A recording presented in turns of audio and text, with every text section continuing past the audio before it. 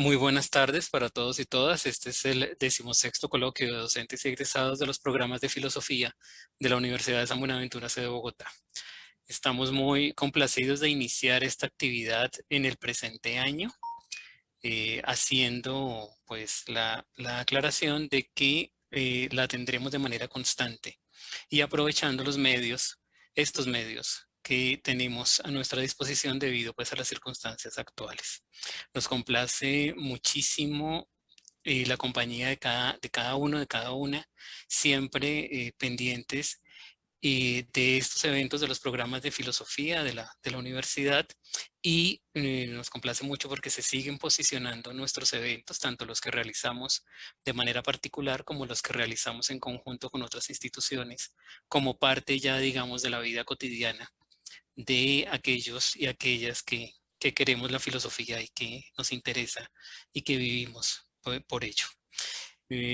Mientras, bueno, yo creo que ya estamos dando la entrada, damos un saludo también muy especial entonces para todas las personas que nos siguen en Facebook Live. Mm, En esta ocasión, muchas gracias por los saludos que se están dando en el chat, Gracias. muy amables pues por toda su presencia.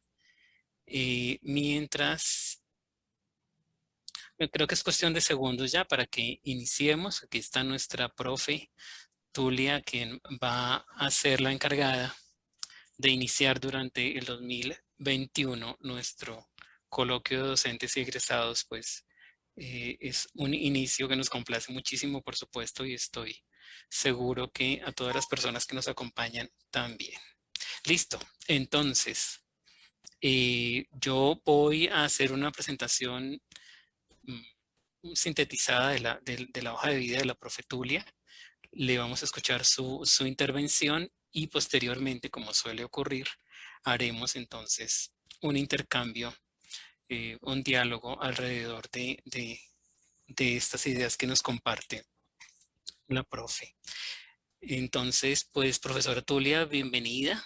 Gracias. Gracias. Un saludo muy especial. A mí me complace mucho eh, que sea la profe Tulia quien inaugure pues este espacio.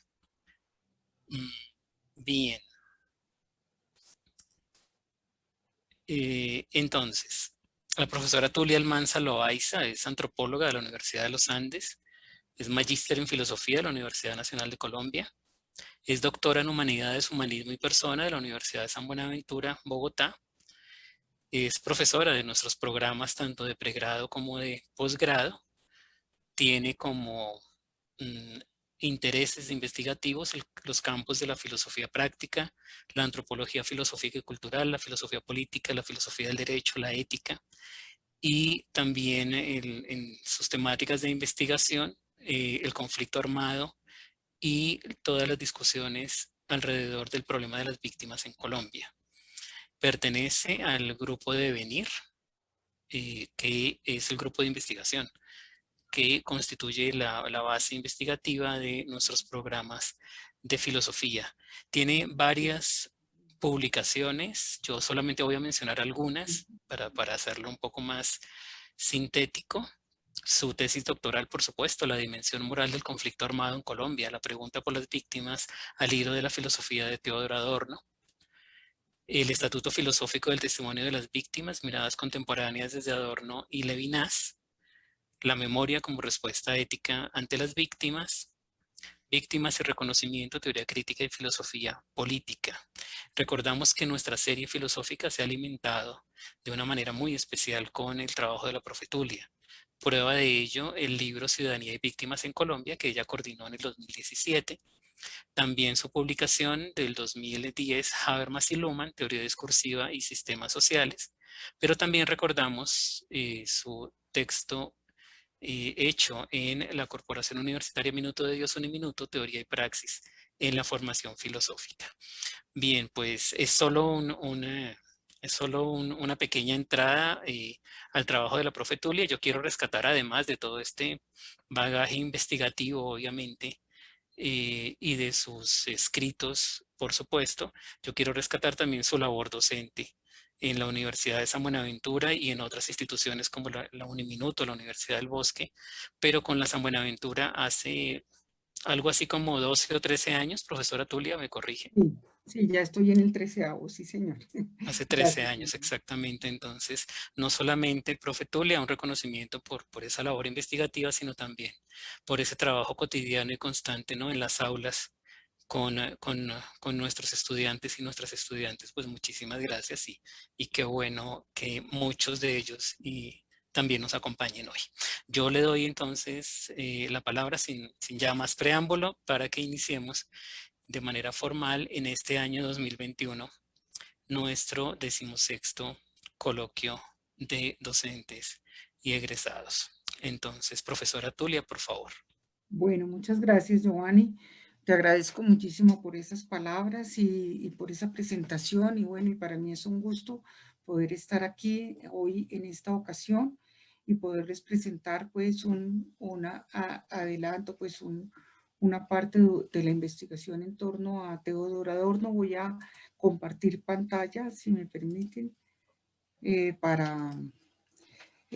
pues esta es la presentación que tengo preparada para hoy. Hace parte, la he titulado Teodoro Adorno, una aproximación crítica a la técnica, y es un trabajo que empecé a realizar pues dentro de toda la investigación de la teoría crítica y especialmente de Adorno, pero también en relación con el trabajo de investigación que realizamos con el profesor Julio César en un proyecto corporativo que se denominó Hacia una ecología franciscana, San Francisco de Asís, San Buenaventura, en diálogo con la teoría crítica, desde la perspectiva del dominio técnico y la técnica de la naturaleza correspondiente a la convocatoria corporativa de 2019. Bueno, muy bien. Entonces, voy a iniciar de la siguiente forma. Entonces, primero quisiera presentar como el problema fundamental que voy a trabajar en términos de cómo en esta presentación exploro algunas aproximaciones al dominio técnico de la naturaleza basado en la razón instrumental, así como algunas consecuencias derivadas como formas de enajenación y olvido del sujeto y su relación con la misma naturaleza. Develar la cuestión decisiva de este olvido, producto de la cosificación del sujeto, debería aportarnos argumentos reflexivos para asumir la responsabilidad de comprender mejor nuestra relación actual con la naturaleza y con nosotros mismos. En un primer momento trataré la relación entre ciencia moderna y naturaleza, que se caracteriza por el dominio de la técnica científica sobre la naturaleza exterior y que a su vez termina siendo también el dominio sobre el sujeto natural como parte del análisis dialéctico de esta relación entre racionalidad y objetos naturales. Y por último, examinaré la cuestión central para Adorno acerca de cómo el sujeto puede funcionar en la esfera del mercado, que supone una pérdida de realidad, una pobreza en la experiencia y un olvido de la propia constitución como sujeto. En primer lugar, entonces, técnica y naturaleza. En la actualidad, la técnica y los saberes asociados se entienden como un campo autónomo diferenciado de los saberes humanísticos, aunque se piensen como dos ámbitos opuestos.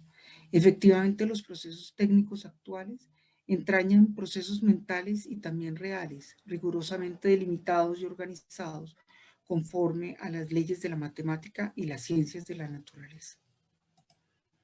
Todo lo espiritual, esta es una cita de Adorno, todo lo espiritual tiene elementos técnicos. Solo quien conoce el espíritu únicamente como espectador, como consumidor, puede padecer la ilusión de que los productos del espíritu vienen del cielo. Por eso hay que evitar la rígida antítesis entre humanismo y técnica. La fractura que separa la técnica y el humanismo, por irreparable que parezca, es un ejemplo de apariencia socialmente generada. Este es un texto publicado en 2010, que corresponde a una conferencia que dictó el autor en 1953 ante la Escuela Técnica Superior de Karlsruhe. Según esta, la técnica acompaña los procesos espirituales, pero no implica que siempre comprendamos el origen, pues como dice Max Weber, la técnica es un proceso de una progresiva racionalización, de un dominio del material y de la naturaleza. Pero desde el punto de vista social, su racionalización progresiva aparece como manifestación de los procesos laborales. Por tanto, la técnica encontraría su esencia social y la sociedad encontraría en su cultura los avances técnicos ligados a su estructura. Adorno señala que la técnica estaría separada de los asuntos humanos solo en tanto que la sociedad atraviese situaciones irracionales que llevan a esta separación. Esto no es evidente, pues la estructura de la sociedad y su cultura no aparecen desvinculadas, y más bien la técnica es producto de la cultura y de la razón. Si la separación se presenta en situaciones irracionales, surge una ilusión que se constata en los progresos de la ciencia y de la técnica como procesos contradictorios, en tanto que la civilización no solo se compone de los logros de la era industrial, sino también de los costos de los avances y las contradicciones que estos conllevan. Por tanto, el primer argumento en la reflexión de Adorno es que la ciencia y la técnica aparecen ante nosotros como parte integral de la vida contemporánea, pero pueden en realidad estar separados de los asuntos humanos si la sociedad misma ha sufrido procesos irracionales, es decir, procesos violentos que le impiden a los individuos tener claridad del lugar de donde provienen la ciencia y sus medios e incluso sus fines.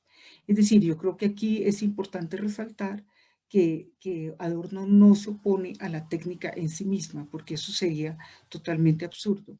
Lo que él quiere hacernos ver es que la técnica en su relación con los procesos que la producen, es decir, con los procesos sociales, pueden entrar en contradicción y no percatarse sobre todo del origen que puede dar lugar a esas contradicciones. Entonces, ahora sí, digamos que esa era también como una pequeña introducción, entonces vamos ahora sí al primer asunto que voy a tratar y que es en términos de técnica y naturaleza, la razón instrumental, la ciencia y la técnica. El proceso de racionalización moderno se afianzó oponiendo la razón a la naturaleza. Horkheimer y Adorno, en el concepto de ilustración, afirman que por medio del uso de la razón, los hombres alcanzan la dominación de la naturaleza desencantando al mundo.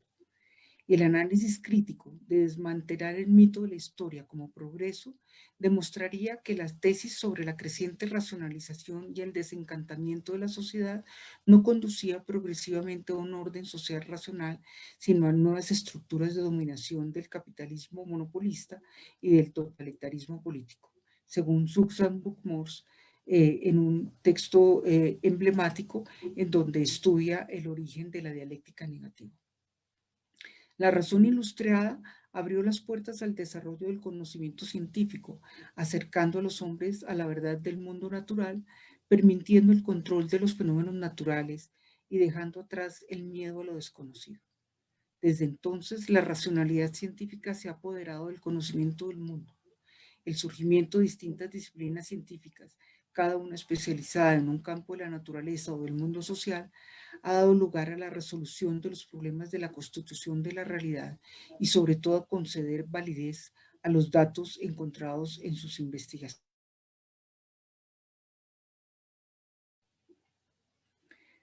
Los problemas derivados de la ciencia moderna provienen de la razón dominante, sobre la naturaleza convertida en razón instrumental que impulsa la historia. La proposición que afirma la ilustración en el más amplio sentido del pensamiento progresivo ha perseguido desde siempre el objetivo de quitar a los hombres el miedo y convertirlo en señores. No se cumple cuando el examen de la realidad social se nos muestra contradictorio en los avances de las fuerzas productivas que aplicadas al modelo industrial han contribuido a la consolidación del sistema, pero no han emancipado a los individuos. Adorno sostiene que las ciencias naturales afinaron sus instrumentos de investigación, pero la verdad que surge del método aplicado de manera generalizada al conocimiento de la naturaleza ha terminado siendo una técnica que carece de reflexión. Por ello, la verdad se desconecta del instrumento técnico, del dato preciso sobre el objeto, quedando esta información a la deriva o a disposición de manipuladores populistas o despóticos.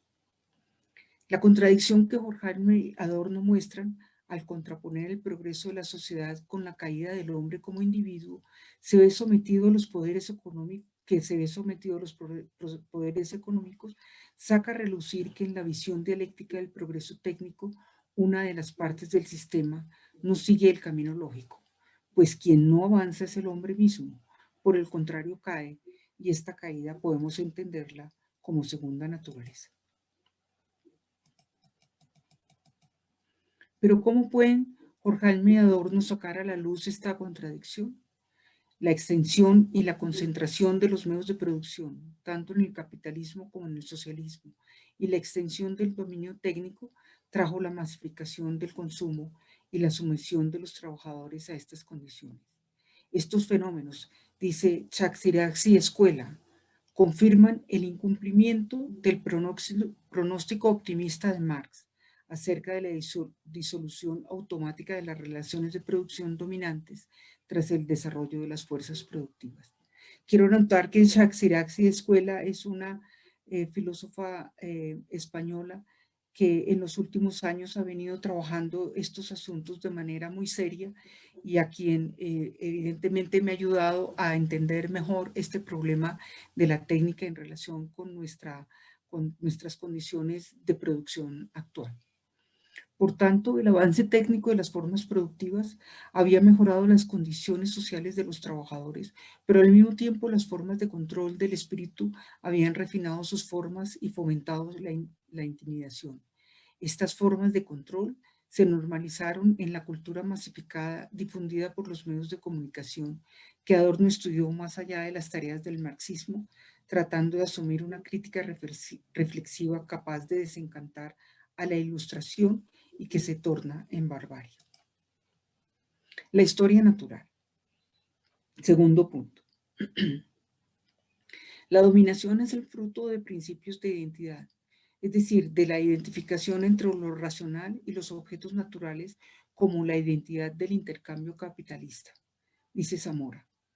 Adorno inició la crítica al pensamiento identificador en su texto La idea de historia natural en 1932, donde pretende entender el despliegue de la dialéctica materialista sin acudir plenamente a un programa del materialismo histórico marxista, ni de una realidad terminada y armónica, sino una realidad como ruinas y fragmentos.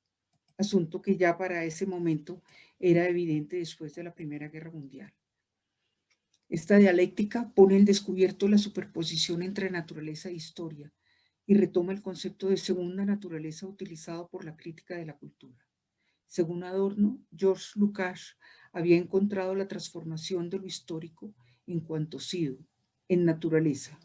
La historia paralizada es naturaleza, o lo viviente paralizado de la naturaleza es mero devenir histórico. En la sociedad actual, el conocimiento científico constituido bajo esta orientación se ve urgido a pasar a la práctica, a convertir en técnica el concepto general que ha dominado las particularidades concretas, convirtiendo la praxis en dominación, y así el pensamiento identificador pasa a ser un instrumento de hegemonía sobre la naturaleza.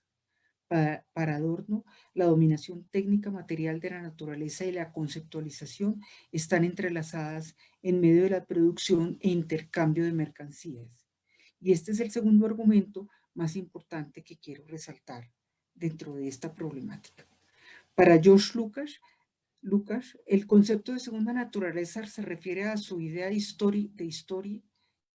a su idea histórica filosófica de un mundo lleno de sentido y otro mundo vacío de sentido.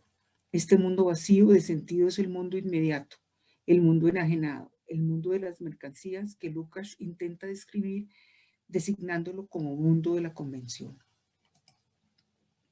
Para entender el carácter de la cosificación o de la convención, como dice Lukács, Adorno la estudió identificando el carácter dialéctico de sus conceptos claves, como conciencia constitutiva, técnica, experiencia, entre otros.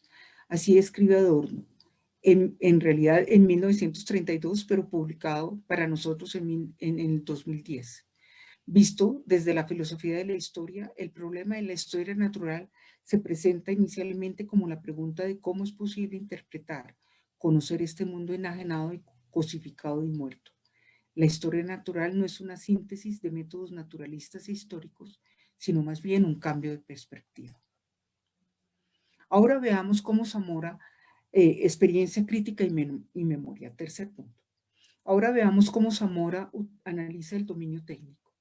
Cuando la historia natural entra en la era de la producción de mercancías, las formas sociales capitalistas naturalizan las relaciones sociales que pueden hacerse irreconocibles porque en su manera de asomar al mundo desaparece su génesis histórica.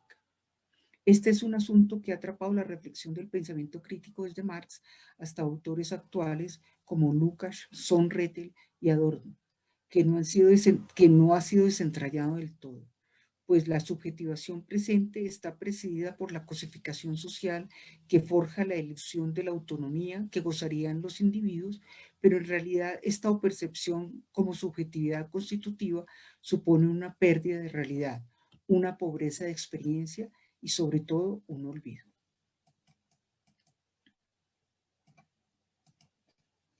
Adorno se refirió al olvido en varios momentos, especialmente en una carta dirigida a Benjamin acerca de su ensayo sobre Baudelaire. Toda cosificación es un olvido, escribió. Los objetos son reificados en el momento en que son retenidos sin que todos sus elementos estén completamente presentes, cuando algo de ellos ha sido olvidado. Por ello, José Antonio Zamora anota que la cosificación consistiría en un tipo de olvido en el que el pensamiento pierde de vista sus propias condiciones y las condiciones del objeto, las cuales siempre están mediadas. La cosificación es el olvido que acompaña a la reificación del sujeto y el objeto, y por ello el pensamiento crítico haría posible el recuerdo de la génesis de la conformación del sujeto y la reconstrucción del objeto. La crítica descorre el velo que le impide al sujeto comprender su propia formación y la identificación con el objeto. No se trata de una crítica conservadora en contra de la razón, sino, como anoté más arriba, una crítica a la razón instrumental, que olvida su origen para convertirse en instrumento. El despertar de la segunda naturaleza la entiende Adorno como el problema de la historia natural, pues el desciframiento de cómo incitar a esta segunda naturaleza a despertar de su letargo implica un gran esfuerzo para el sujeto, como romper el círculo de la enajenación y alcanzar la liberación, lo cual parece ser una de las mayores tareas de nuestro tiempo. Adorno reflexiona en dialéctica negativa que los sujetos requieren salir de la experiencia mediada por la técnica hacia la búsqueda de experiencias que conformen una constelación de relaciones donde se establecen los sujetos con objetos y con la naturaleza. Es aquí donde Adorno ve en el recuerdo un elemento esencial en contra de la cosificación, pues se refiere al olvido histórico que se manifiesta en la cosificación de la conciencia como una defensa de la dominación ante el sufrimiento que ésta produce. El olvido que envuelve a los objetos también hace referencia al sufrimiento que deja una huella en el pasado de los objetos. Por eso, afirma Csikszentmihalyi Escuela, la cosificación y la subjetividad no son antagónicos, pues tanto el sujeto como el objeto acaban cosificados cuando se olvida el carácter mediado de ambos, es decir, la mediación de la sociedad en el mercado, el olvido de la mediación de ser objeto material y la necesaria intervención del sujeto en el objeto es interpretado por Adorno como cosificación y como olvido. Habría entonces que mover a los objetos y a los fenómenos hacia aquello que les hubiera permitido ser otra cosa, recordar lo que hubiera podido llegar a ser. Abro comillas, la anamnesis de lo natural e histórico de la génesis perdida es la condición imprescindible para abolir la coacción y por tanto también para posibilitar la experiencia auténtica, dice Zamora. Sin embargo, para Adorno, reflexionar críticamente acerca del sufrimiento no es una garantía de liberación del sujeto de la cosificación, pues la sociedad tiene mecanismos para garantizar el olvido del sufrimiento, entre otras, claro, a través de la cultura.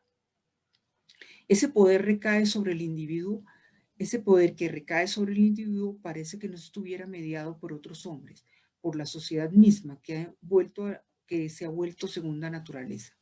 Lo que en el siglo XVIII era el modelo del libre empresario y de la iniciativa individual que constituía la emancipación, en la actualidad se ha convertido en una constitución de la sociedad en que cada individuo, si quiere vivir, está obligado a buscarse en un huequito donde poder acurrucarse, esperando sobrevivir de alguna manera a la catástrofe permanente en la que nos encontramos.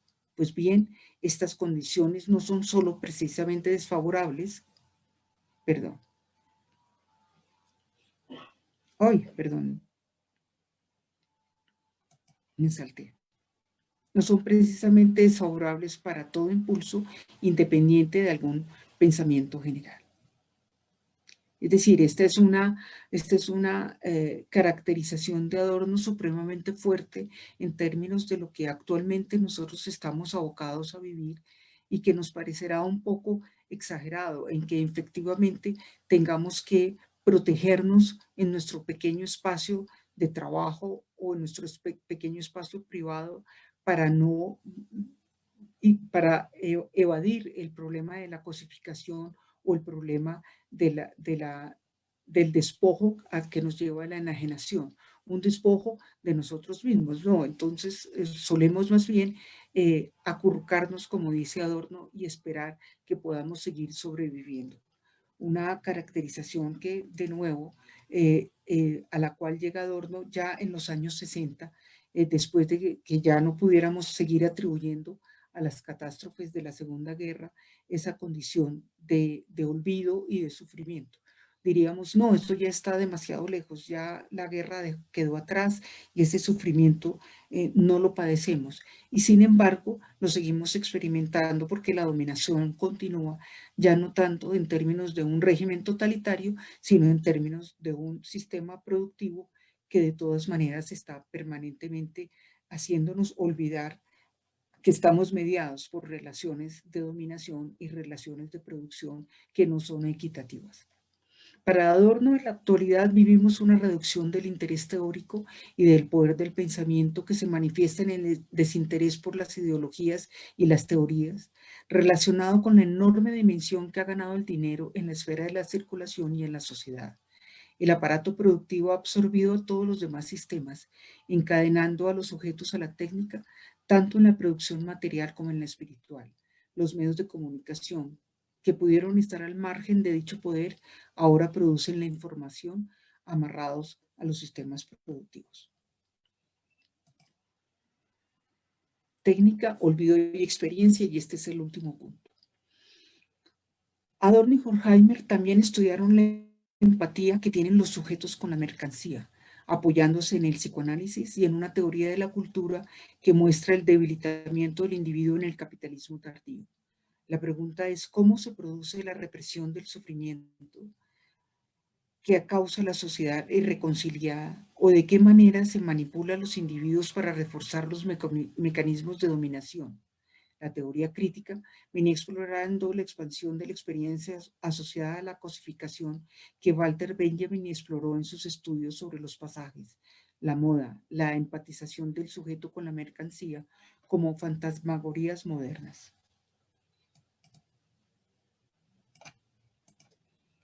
Zamora explora la cuestión no ausente en Marx de cómo las relaciones sociales subjetivas intervienen en la constitución de las subjetividades y, siguiendo a Adorno, la extinción de la experiencia como formas actuales de cosificación en contrapunto con la experiencia no reglamentada. Es decir, aquí quiero detenerme un momento y explicar un poquito mejor este asunto. Es decir, la idea es que efectivamente en términos de la constitución del sujeto, las relaciones sociales objetivas no solamente están dadas en términos de relaciones de producción como había estudiado Marx con tanta profundidad, sino también en la medida en que la teoría crítica avanzó en las formas de dominación de la subjetividad.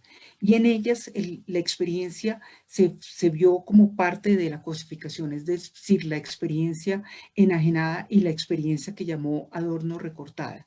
Ella estaría en contraposición, o digamos, tendría una salida o una oposición en la llamada experiencia no reglamentada, es decir, en aquellas que no están sujetas a instituciones o que no están sujetas a determinadas ciencias como la psicología o como la pedagogía o como otras que intentan de todos, o incluso la medicina que permanentemente nos está reglamentando nuestras formas de alimentación, de comportamiento, de relación con los demás. Es decir, habría posibilidades de encontrar experiencias que no estén siempre ligadas a unas reglas y a unas reglas que muchas veces no están escritas, pero que terminan de todas maneras orientando permanentemente nuestro comportamiento y por tanto también nuestras experiencias. Por tanto, dice Zamora, tener la posibilidad de una experiencia no reglamentada le abriría al sujeto la memoria de la constitución de su subjetividad. Y este camino lo puede comenzar con la autorreflexión, una propuesta que quiero resaltar. Adorno investiga el cuerpo y su vulnerabilidad en la contingencia de vivir experiencias que puedan captar la universalidad. La conciencia individual puede moverse hacia su cuerpo individual y experimentar algo que no esté reglamentado, que se resista a la síntesis de la conciencia. Dice Adorno, citado por Zamora, que en realidad el modo de producción capitalista no permite ninguna experiencia en sentido verdadero y toda cultura burguesa es un esfuerzo por engañar al respecto.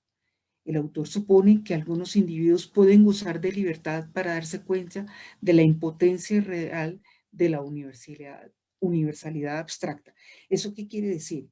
Que Adorno pretende que nosotros podamos tener la posibilidad de encontrar una relación de nuestra particularidad con la universalidad. No es que la universalidad tenga que ser desdeñada o negada permanentemente, porque eso sería ahí sí también una negación de nosotros mismos. Nosotros hacemos parte tanto de la particularidad como la universalidad, pero en esa vulnerabilidad y dominio al que nos vemos abocados permanentemente, más bien vemos que esa relación con la universalidad siempre nos es recortada. Es decir, si queremos ampliar nuestro horizonte de significado, nuestros horizontes de conocimiento, nuestros horizontes de experiencias artísticas o afectivas, hay siempre un impedimento en términos institucionales o en términos económicos y demás que nos impiden tener esa experiencia o que nos dicen, no, esa no es exactamente la experiencia que usted quiere adquirir porque en realidad pues o tiene que comprarla o usted no lo está entendiendo o usted simplemente sí tiene que quedarse en su lugar y tener experiencias pero recortadas, nunca experiencias que realmente nos puedan abrir a otros horizontes y entrar en contacto, por ejemplo, con experiencias que otros hayan vivido o que otros también estén en esa búsqueda. La experiencia no reglamentada es un momento de la totalidad negativa, por ello. Este momento de la totalidad negativa precisamente es aquella universalidad que ha sido negada y que Adorno quiere sacar a relucir y que trasciende desde su interior, desde aquello que ha estado cerrado digamos, impedido y más bien hacia lo abierto como una búsqueda. Se trata de una experiencia, dice Zamora, que no se queda completamente en la experiencia reducida y recortada socialmente constituida a través del trabajo abstracto bajo la relación del capital. La autorreflexión que da cabida a la experiencia no recortada permite a la conciencia individual liberarse de esa coacción y ampliarse, que era lo que trataba de explicar hace un momento. Esta forma de autorreflexión está unida a la memoria, pues se trata de recobrar lo olvidado, la anamnesis de lo natural e histórico, de la génesis ocultada y olvidada necesaria para abolir la coacción y dar cabida a la experiencia. El sufrimiento histórico está sedimentado en los sujetos y en los objetos dominados por la técnica, pero la crítica puede recordar ese sufrimiento y redimirlo. Una tesis que Adorno también desarrolló y Zamora de igual forma, en términos de una actitud tanto moral como política, en términos del sufrimiento no, de los sujetos normales, pero también de las víctimas. Por ello también la memoria juega un papel fundamental en la posibilidad de redimir a las personas que han sido vejadas y dañadas. La experiencia no recortada no solo necesita de la fuerza crítica del recuerdo, también necesita del impulso mimético que comulga con el recuerdo en su proximidad corporal y sensitiva al sufrimiento, al malestar y al dolor.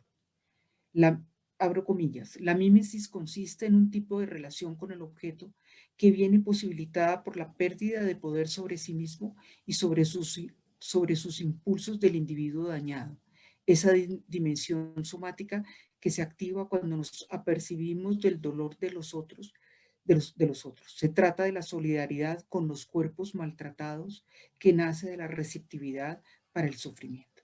De nuevo, como les mencionaba, esta reflexión está muy ligada a, a la consideración que Adorno tuvo con la manera de entender todo el dominio que el totalitarismo ejerció sobre las víctimas durante el régimen nazi y durante todos los regímenes totalitarios que existieron en los años en que él vivió y que él analizó. Esta idea de poder efectivamente tener una solidaridad que surja de una experiencia no recortada, o sea, una solidaridad que no está centrada en algo formateado, sino que efectivamente surja de manera auténtica por parte del sujeto que puede entender su propio sufrimiento y el de los demás de manera solidaria. Por tanto, la dimensión mimética del conocimiento debería garantizar la proximidad sin violencia al objeto y así rememorar la naturaleza en el sujeto y la prioridad del objeto. La mímesis representa el sustrato somático de la experiencia, la cual garantizaría una relación entre el sujeto y el objeto que permitiría vislumbrar una sociedad libre de coacción en la cual no se sacrifique la corporalidad singular ni las cualidades no idénticas de la naturaleza. La técnica guarda una, ya para cerrar, ya voy cerrando, la técnica guarda una relación estrecha con la cosificación y el olvido al restringir las experiencias en el sujeto. Así como no se podría hablar en abstracto de la experiencia no reglamentada, tampoco se puede hablar de los medios técnicos y sus productos en términos totalmente abstractos. Zamora refiere la manera general como suele interpretarse la visión de Adorno sobre la técnica del lado de la dominación social. Así la técnica no sería sino un medio de cosificación y de este modo la técnica no sería sino un medio de destrucción de la experiencia y de la capacidad de pensamiento. Sin embargo, en la constelación que Zamora viene construyendo entre cosificación, olvido, experiencia y memoria, la técnica queda del lado de la cosificación. Sin embargo, Adorno ha afirmado en varios momentos, especialmente en su teoría estética, que la técnica marca la organización de la producción artística. Por un lado, y por otro lado, la técnica es necesaria en el campo de la producción industrial, como vimos al inicio de esta presentación.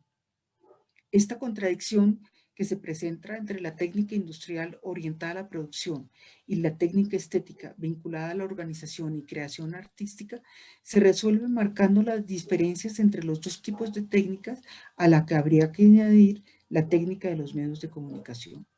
La expansión del capitalismo ha traído la expansión de la tecnificación tras de sí, una tecnificación de los medios de producción, de la administración de los sistemas productivos que integra a los trabajadores y consumidores en una homogenización de la vida cotidiana, tecnificando y homologando los aparatos burocráticos y administrativos.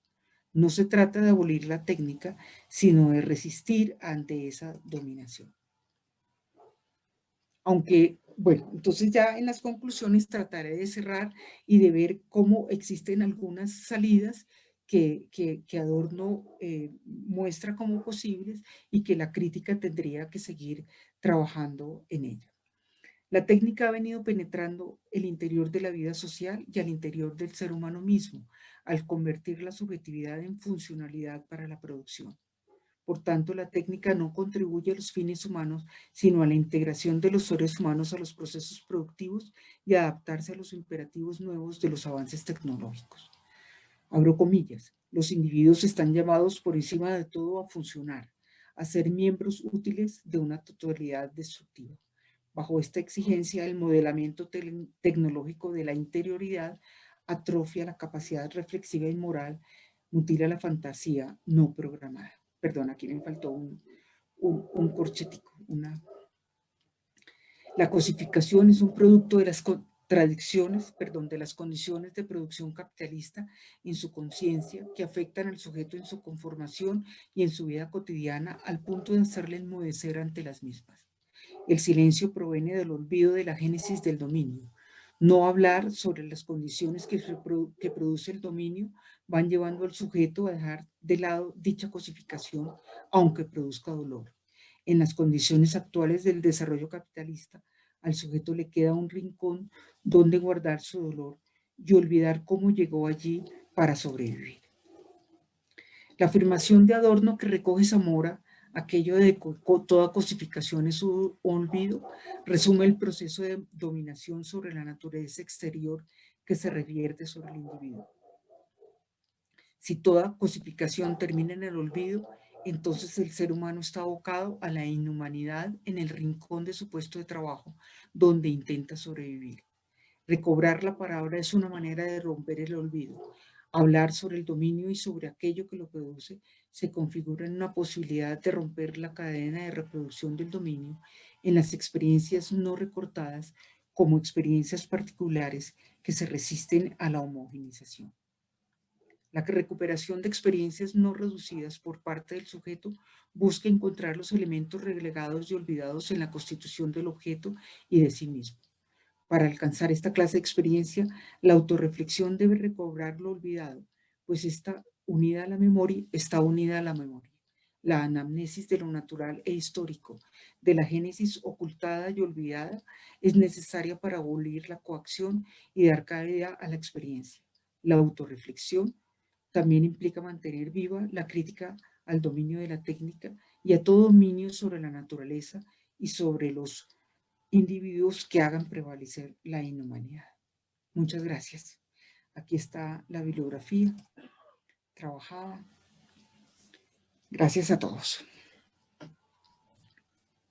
Teodoro Adorno, una aproximación crítica a la técnica. Esta es la conferencia de la profesora Tulia Almanza. Muchísimas gracias. Y es nuestro evento inaugural del 16º coloquio de docentes egresados 2021. Pues, profe Tulia, muchísimas cosas que podríamos decir de acá. Les recordamos, como lo hemos hecho en el chat, que quien quiera intervenir, pues pide la palabra y lo autorizamos a través del micrófono. Creo que varias cosas, un poco para empezar, mientras la gente se anima, profe Tulia, en Gracias, medio Giovanni. de todo, en medio de todos las posibilidades que se nos ofrecen acá. Algo que no quisiera dejar de mencionar, y es muy rápido mientras empezamos a recibir las inquietudes, y es que tanto, Tulia, esta consideración crítica de la técnica en Adorno bebe, o que tanto no, claro, del concepto de alienación en Marx. No sé si es una relación que se pueda establecer de una manera directa o si es más bien forzada, pero creo que esa es una inquietud como para iniciar el diálogo. Sí, es una buena pregunta, Giovanni, que efectivamente un poquito por, por el hecho de no poderse extender uno demasiado en la exposición, pues no se trae a colación, sino más bien la referencia directamente de Lucas, de donde se toma esta idea de historia natural y donde efectivamente está allí la idea de que esta segunda naturaleza es una naturaleza cosificada y enajenada, pero efectivamente está bebiendo del todo, Giovanni, está bebiendo, digamos que el concepto de enajenación y cosificación hegeliano marxista es una idea muy fecunda, muy fecunda y que sobre todo en este siglo XX ha sido trabajado cuando se descubrieron los manuscritos filosófico-económicos de Marx. Y efectivamente allí el descubrimiento, si se quiere, o redescubrimiento de Marx de esta idea tan potente, es trabajada por Marx, pero luego poco a poco va desapareciendo o se va transformando sobre todo en la idea del fetichismo de la mercancía, que después es trabajado en el Capital, ¿no? Entonces toma siempre la idea de que la cosificación se expresa en la mercancía y en la mercantilización de las relaciones de producción. Digamos que ese es el punto más importante que después es desarrollado por Marx, pero los aspectos más subjetivos, más de los efectos sobre el hombre mismo, ya Marx no los trabaja tanto porque está muy metido en el ámbito económico, en el problema del salario, en el problema de la propiedad de los medios de producción, etcétera, etcétera. Entonces, en el siglo XX, en cambio, vuelve a aparecer con este texto de Lukács, con varios textos de Lukács. Lukács trabaja ese asunto además en un texto sobre la novela, se llama La teoría de la novela, y en ese texto es donde Lukács trabaja el concepto de segunda naturaleza. Pero también una ampliación bastante grande está en un texto que ahora ha vuelto a resurgir y que lo estamos estudiando del mismo Lukács, que se llama Historia y conciencia de clase. Allí también, especialmente en el primer tomo, hay un conjunto de capítulos dedicados a la cosificación y donde él va ampliando este trabajo de Marx, tratando digamos, de ver las implicaciones y la extensión que eso tiene en términos de los sujetos en general, porque este es el otro asunto interesante. La cosificación era entendida especialmente en Marx en términos de que el proletario, el obrero, es el que se cosifica, el obrero. Pero en cambio en estos autores del siglo XX ya no es el obrero, somos todos.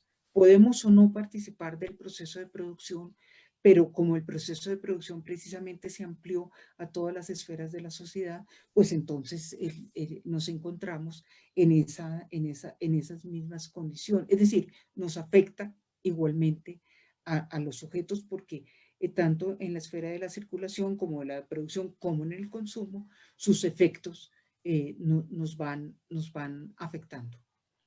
Digamos, sus mecanismos, más bien, perdón, sus mecanismos nos van afectando y nos van llevando a la cosificación y en ese caso lo notamos menos. Ese es el punto. Lo notamos menos porque no nos damos cuenta y es la segunda tesis bastante fuerte de parte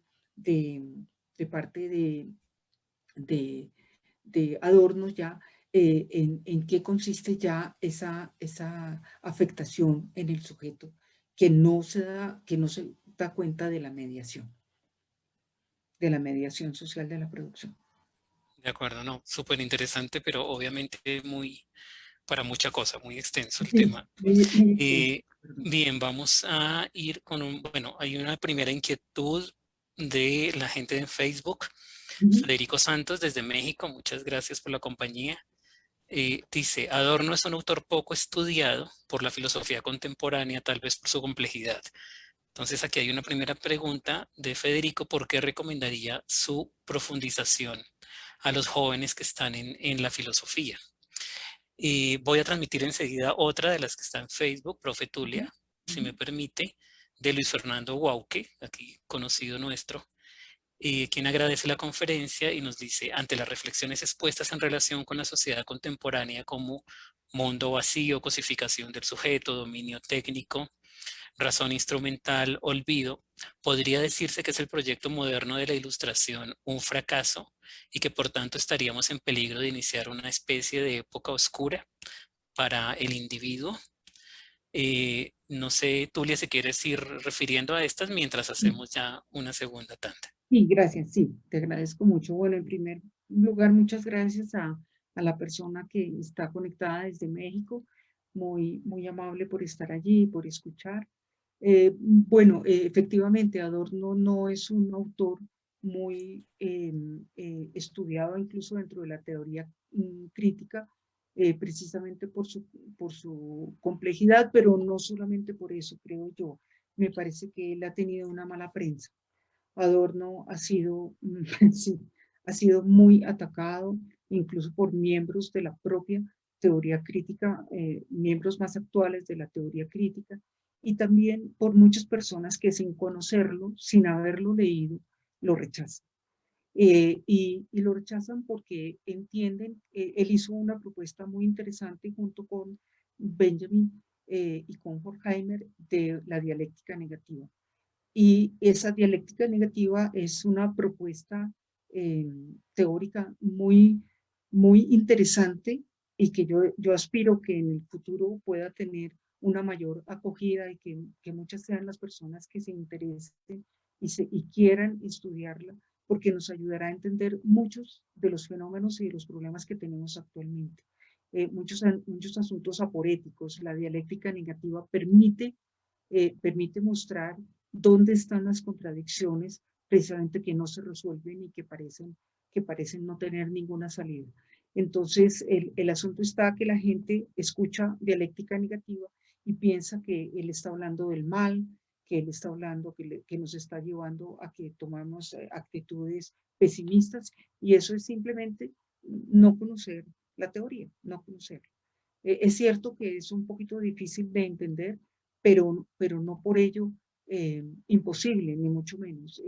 Es una tarea ardua creo yo que la invitación es a leerlo siempre acompañado. Es decir, a Adorno hay que leerlo junto con Horkheimer, junto con Benjamin, junto con expertos actuales y comentaristas muy buenos como José Antonio Zamora, como Jordi Maiso.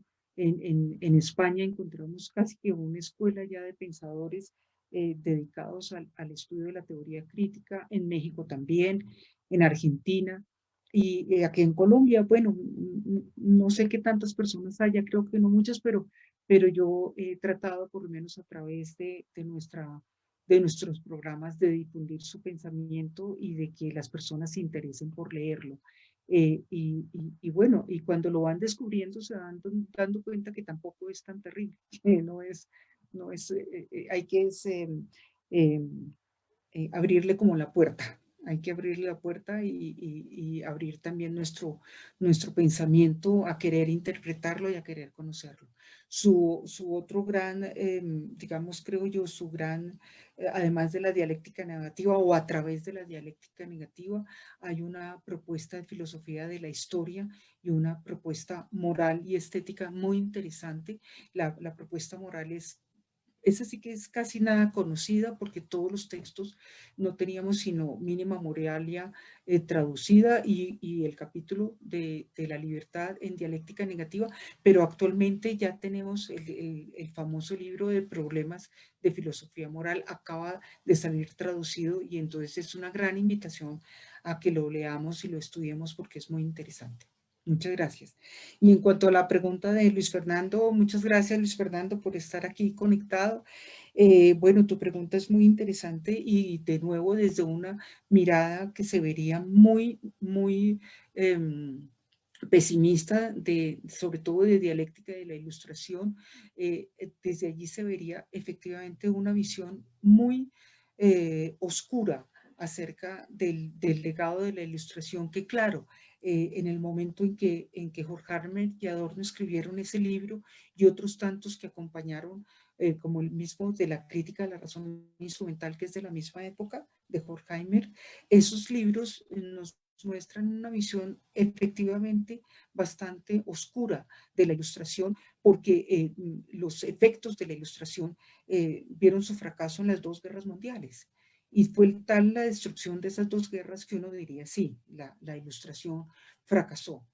Pero luego más adelante, cuando efectivamente se recompone el aparato industrial y la sociedad sigue adelante, entre otras cosas, sin mucha reflexión, sin detenerse a ver por qué sucedió aquello, qué pasó en una Europa tan ilustrada que luego llegó a autodestruirse, porque prácticamente Europa quedó destruida después de estas dos guerras. Entonces uno diría, claro, es que es milagrosa la razón es capaz de salir adelante. Sí, salió adelante, pero unos de los efectos son precisamente esta vida dañada, esta cosificación y esta forma de incluirnos nosotros en un mundo muy lleno de luces, pero incapaces nosotros de ver las sombras o los opuestos a esas luces. Y quizás esta es la invitación de Adorno para que no abandonemos la crítica, porque entre otras cosas, la posibilidad de que se reproduzcan de nuevo los momentos oscuros no está tan lejos, o puede, o cabe la posibilidad de que ello ocurra. Entonces, ese es también como el punto. Gracias, Luis Fernando, por la pregunta. Importante. Bien, Marlon Giovanni nos ha pedido la palabra. Vale, Entonces, Marlon Giovanni, si puedes activar tu micrófono y tu cámara.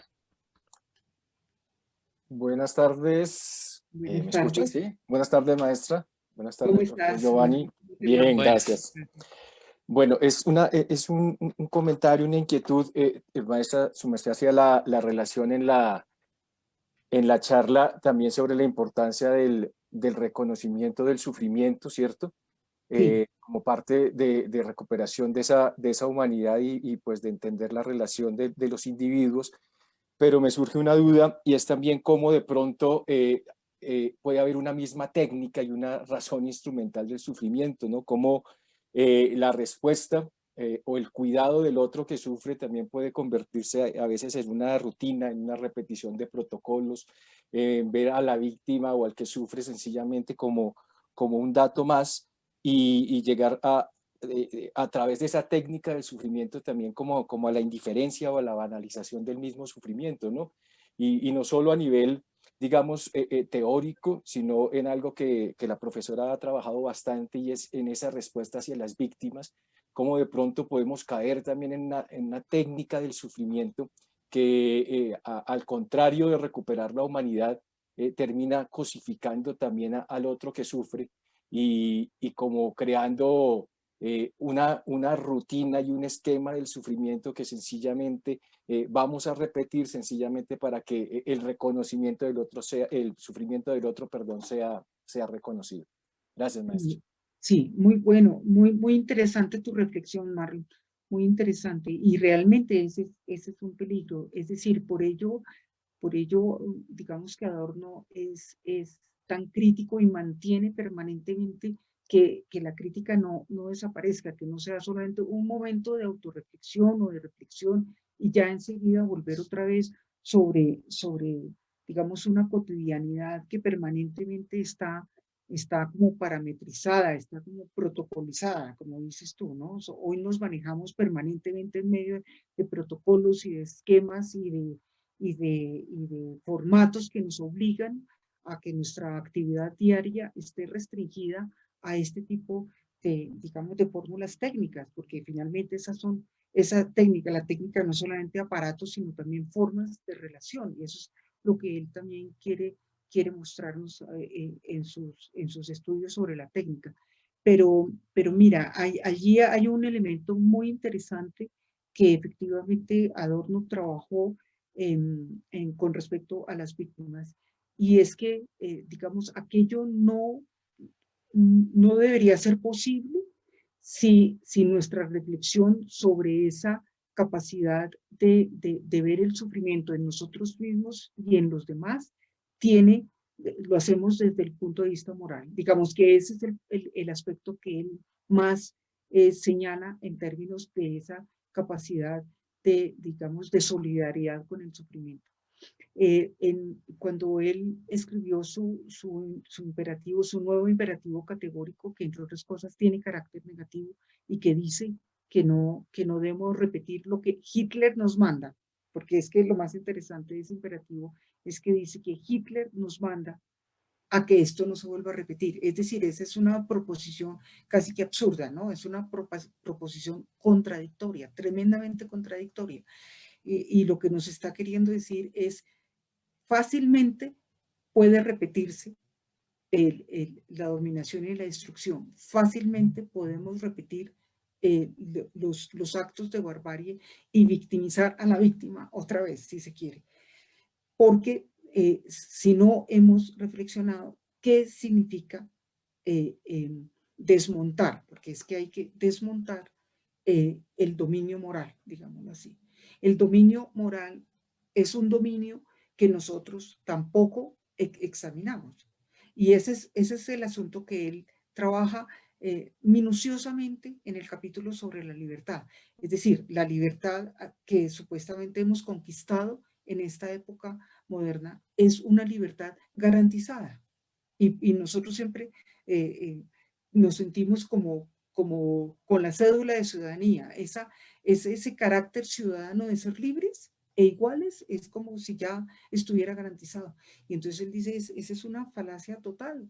Si nosotros no estamos permanentemente conquistando tanto la libertad, así sea pequeñita, en espacios pequeños de nuevo, pero con la libertad y la autonomía capaz de decir, no, esto no lo hago porque repito la dominación, porque repito y esa dominación produce sufrimiento, entonces realmente no somos libres. Esa es como la idea que él tiene con respecto al hecho de no tener indiferencia, porque la indiferencia es una de las peores características de nuestra condición actual. Nosotros somos tremendamente indiferentes, culturalmente y socialmente indiferentes ante el sufrimiento de los demás y ante la producción digamos, de dominio sobre los otros.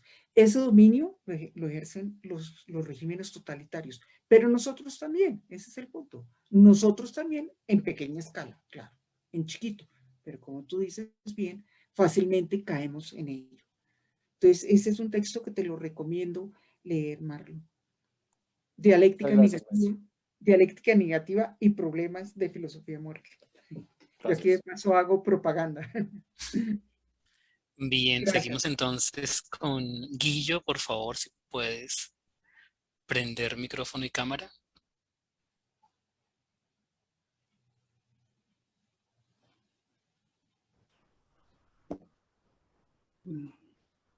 Guillo. Tengo problemas con la cámara, pero pues básicamente... De acuerdo. Sí, quería simplemente, bueno, darle las gracias a la profe Tulia por la presentación que hace y básicamente preguntarle por los rasgos que caracterizan esa experiencia no reglamentada que, me pareció que desde Zamora, garantizan recobrar la palabra y romper el olvido, como lo dices. O sea, ¿cuál es lo esencial ahí? Porque veo que casi toda experiencia tiende a estar reglamentada. Gracias. Sí, gracias, y yo te agradezco mucho. Sí, esa parte, digamos, que no estuvo tan desarrollada dentro de la exposición y ya fue puro hacia el final, pero esa experiencia no recortada la entiende Adorno especialmente en el arte. Digamos que el arte es el arte y la vida cotidiana, digamos que son dos ámbitos en donde Adorno y de paso también Zamora busca entender que hay que recobrar. Es decir, en la medida de que a través de experiencias cotidianas muy sencillas, en donde el aspecto cultural, es decir, la cultura además no sea entendida también como una cultura de carácter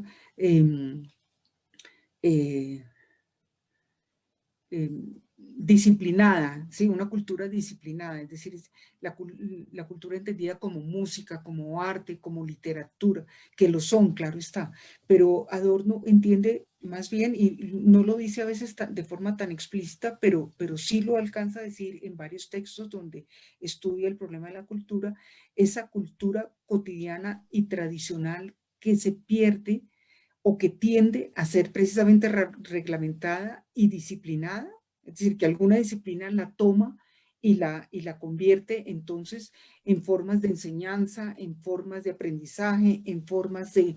hace que precisamente nuestras experiencias siempre queden catalogadas y delimitadas. Entonces, Adorno, en esa idea también de reconciliarse con la naturaleza, de volver un poco a la naturaleza, a la tradición, pero de nuevo no entendida como una tradición histórica que deba ser entendida así o así, sino como aquella tradición en la que todos estamos, en la que todos vivimos, como ese mundo de la vida en que todos estamos, pero que no hacemos viva, que no recordamos. Por eso ahí es recuerdo de esas experiencias, como valoración de esas experiencias cotidianas y no reglamentadas, y donde además sea posible la creación. Entonces, claro, la creación implica que hagas una obra de arte, probablemente no, pero que seas capaz de tomar una guitarra y de gozar un ratico el tocar la guitarra, ¿sí? Ese tipo de cosas, o de pintar, o de escribir algo que no necesariamente tenga que ir hacia la publicación, o simplemente cuando él dice recobrar la palabra, es decir, que puedas conversar sin que esa conversación tenga necesariamente que llevar a la ponencia, a la clase, la terapia, qué sé yo. O sea, es que ahora cuando hablamos siempre tiene que tener como un fin ya especificado.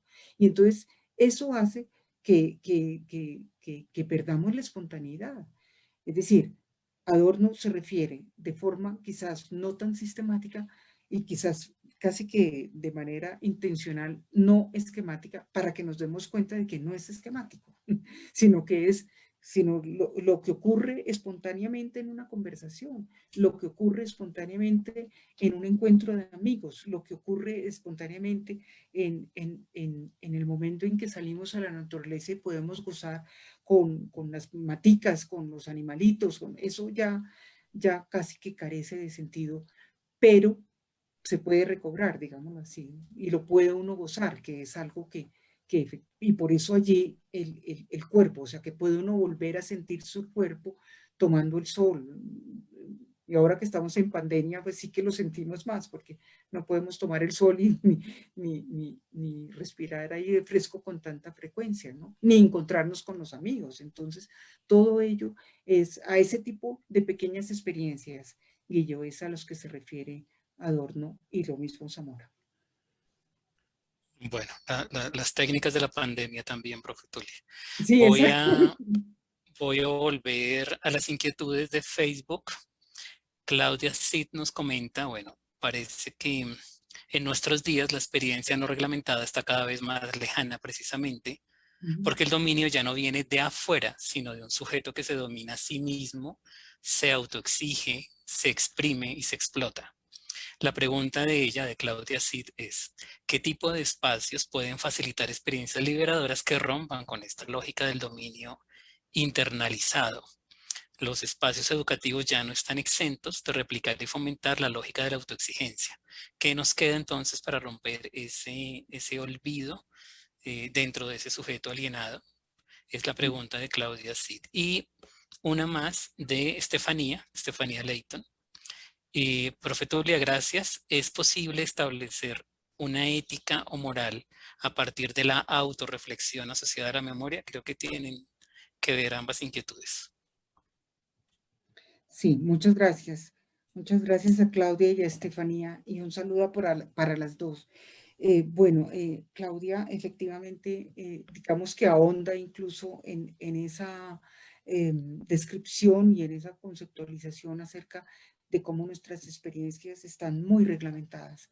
Nuestra forma de vivir hoy en día está muy encajonada en horarios, en formas de relación siempre mediadas por, por relaciones laborales o relaciones institucionales o relaciones mercantiles, en fin, es decir, casi todas nuestras relaciones tienen algún tipo de límite supremamente bien marcado. Entonces, y dado que eso es muy difícil de desmontar, aunque no imposible, y probablemente no suceda. Lo que Adorno propone es, por ello, que miméticamente, es decir, recuperando la posibilidad del cuerpo y de la relación con la naturaleza. Digamos que esa es la forma como Adorno desarrolla de diversas formas la mímesis. La mímesis y la memoria son dos elementos fundamentales, porque precisamente yo no me doy cuenta mucho ni de mi propio cuerpo, ni de mi relación con la naturaleza, porque la he olvidado, He olvidado que yo tengo ahora comportamientos muy ligados a la forma como me siento en el escritorio, a la forma como tengo que todos mis movimientos y comportamientos siempre están ligados a ese tipo de relación con objetos y con espacios que siempre están ligados o a la institución o a la producción, digámoslo así. Siempre está mediado por eso. Entonces es como encontrar, quizás, qué sé yo, en unas formas de nuevo, de salir a espacios abiertos o incluso en la propia casa, pero expresarse uno de forma mucho más tranquila, abierta, dando un poco rienda suelta a la espontaneidad. Vuelvo y lo repito, es que lo espontáneo, desafortunadamente, incluso ha sido tan reglamentado que es el cuentachistes. Es decir, si uno ya se ríe, se tiene que reír del chiste que le cuentan en La Luciérnaga o que le cuentan en Sábados Felices. Es decir, siempre la risa está asociada a algo, pero yo no me puedo reír espontáneamente, no puedo sacarle chiste a las cosas cotidianas o llorar cuando quiero llorar. Es decir, ese rescate como de la afectividad y de la afectividad tranquila y suelta hace parte de la experiencia no reglamentada. Y si eso de paso tiene posibilidades en algo artístico, pues maravilloso. Pero de nuevo ese arte no está ligado necesariamente a la producción artística, para que ahora además siempre termine en la academia o en el arte, en el mercado, perdón, ¿no? Sino que sea una expresión propia, porque ello además es lo que permite esa relación con la universalidad que también nos ha sido negada. O sea, nosotros ya no nos sentimos parte de la humanidad, no nos sentimos parte del cosmos, no nos sentimos parte de la relación con otros hombres, ¿no? Sino, si es con otros hombres, es mi jefe, mi cuenta bancaria, mi EPS, ¿no? Esos son los otros hombres, ¿no? Siempre esa relación no es un sentimiento de pertenencia a la humanidad. Mientras eso tampoco lo tengamos, entonces no vemos así moralmente ni políticamente a los otros, sino los vemos siempre con esa mediación. Entonces la mediación técnica y social es la que hay que entender. Esa es la que hay que entender para poder romperla. Y romperla entonces sería hacer una revolución, sería como hacer la revolución cotidiana y propia de cada uno, que uno además la puede lograr también en sus relaciones laborales. Yo creo que uno también lo puede hacer. Tampoco es que sea una cosa tan privada. Uno también lo puede hacer en los ámbitos laborales o profesionales, si uno quiere hacerlo. Y yo creo que eso es posible. En eso yo soy muy optimista. Siempre he creído que sí se puede. Y con respecto a lo que dice Estefanía, pues Estefanía, mira, efectivamente el problema, entre otras cosas, Adorno no lo llama ética, porque considera que la ética, especialmente como se ha entendido en la modernidad ilustrada, está muy ligada a una formalización. Por eso Adorno habla más de la moral, así ella nos suene como algo antiguo, como algo anquilosado y que incluso demasiado conservador. Él dice, no, la moral hay que recobrarla porque la moral de todas maneras nos remite precisamente a esa historia, y él se quiere salir de unas éticas, y no va en contra necesariamente de escuelas, sino más bien al uso de la ética de nuevo metido dentro de formatos. Llene el consentimiento informado, y el consentimiento informado es la parte ética de la relación médica. No, ese tipo de situaciones son las a las que, no se refiere a eso, claro que no, pero sí, por favor, Adorno habló del consentimiento informado, no, claro que no, pero sí se refería al hecho de que la ética fue constituyéndose en una disciplina anexa a las profesiones. Eso anexo eso sí lo critica. El anexo a las profesiones. Es decir, el ingeniero debe tener una parte ética. Entonces el ingeniero tiene que llenar y conocer unas reglas y unas orientaciones éticas. Él dice, no, la moral es parte de la constitución del ser humano, es parte del sujeto, de la subjetividad. Y esa moral requiere necesariamente de una reflexión en torno